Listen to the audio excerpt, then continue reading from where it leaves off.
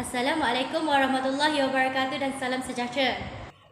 Pada hari ini, kami akan menjalankan satu ujian untuk mengetahui kepekatan bahan terlarut yang ada di dalam setiap larutan yang terdapat di dalam 3 bikar yang tidak berlabel.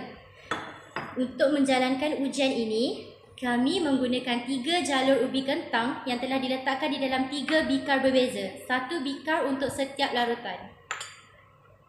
Kami juga menggunakan kangkung yang telah dipotong mengikut saiz yang sesuai, dan pada hujung kangkungnya kami telah memotongkannya kepada 4 bahagian untuk mendapatkan hasilnya nanti.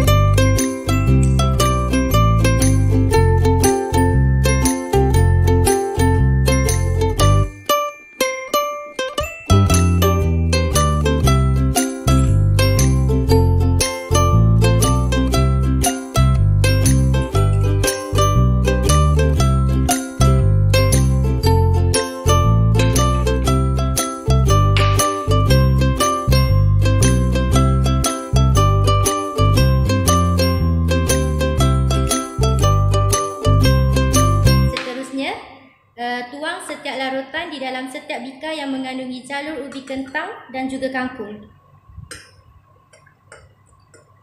1 larutan untuk 2 bikar, 1 untuk kangkung dan 1 untuk jalur ubi kentang. Tunggu beberapa minit untuk mendapatkan hasilnya. Setelah beberapa minit menunggu, inilah hasil yang kami dapat. Pada hari ini kami akan menentukan yang manakah larutan hypotonik, hypertonik dan isotonik. Mari kita lihat hasilnya. Dalam larutan bikar yang pertama, kita dapat lihat bahawa jalur ubi kentang ini sedikit lentur dan sedikit keras. Seterusnya, jalur kangkung ini sedikit kembang dan tidak kecut. Kita dapat tahu bahawa larutan ini adalah larutan isotonik, iaitu larutan yang mempunyai kepekatan bahan terlarut yang sama. Apabila larutan ini adalah isotonik terhadap satu sama lain, tiada pergerakan bersih air berlaku. Jadi, kesannya terhadap sel tumbuhan adalah apabila sel tumbuhan dan larutan di luar bersifat isotonik, keupayaan air adalah sama. Jadi, pergerakan air meresap ke dalam dan keluar sel adalah sama. Sel berada dalam keadaan flasid. Mari kita lihat apa yang terjadi kepada jalur ubi kentang dan kangkung di dalam bikar kedua. Jalur ubi kentang boleh dilentur sehingga membentuk C, dan kangkung pula lembik dan layu. Ini bermakna larutan di dalam bikar kedua ialah larutan hypertonik. Larutan hypertonik ialah larutan yang mempunyai kepekatan bahan terlarut yang tinggi dan keupayaan air yang rendah. Ini bermaksud air keluar daripada sel secara osmosis. Kesan larutan hypertonik terhadap sel tumbuhan ialah mereka mengecil dan sitoplasma mengecut, menyebabkan membran plasma tertarik daripada dinding sel. Fenomena ini dinamakan plasmolisis. Plasmolisis menyebabkan jalur ubi kentang ini boleh dilentur dan kangkung ini layu dan lembik. Sel tumbuhan yang mengalami plasmolisis boleh disegarkan kembali dengan memasukkannya ke dalam larutan hypotonik dengan segera. Sel ini dikatakan mengalami diplasmolisis. Untuk bikar yang ketiga dan bikar yang terakhir, kita dapat lihat kangkung bahagian yang telah kita potongkan kepada 4, ia menjadi mengembang dan membentuk seperti bunga. Ia mengembang sehingga bergulung. Ini menandakan yang larutan tersebut ialah larutan hipotonik. Begitu juga dengan jalur ubi kentang. Jalur ubi kentang menjadi keras sehingga tidak boleh dilenturkan dan ianya sedikit memanjang. Bagaimanakah kita dapat mengetahui yang ianya ialah larutan hipotonik?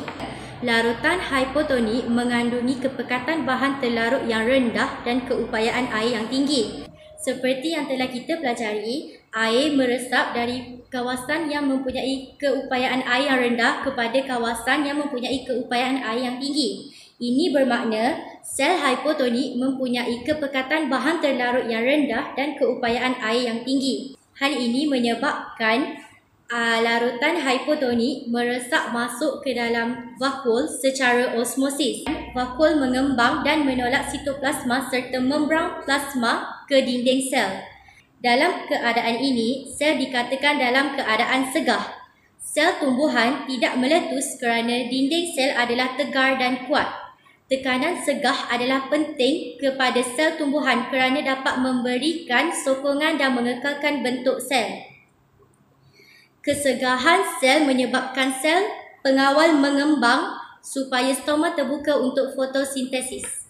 Secara keseluruhannya, kita dapat simpulkan yang manakah larutan hipotonik, hipertonik dan isotonik hanya menggunakan jalur ubi kentang dan juga kangkung. Kami harap saudara dan saudari boleh mencuba ujian yang kami lakukan untuk mengetahui kepekatan bahan terlarut dan keupayaan sama ada keupayaan airnya tinggi ataupun rendah. Sekian dahulu daripada kami. Assalamualaikum warahmatullahi wabarakatuh.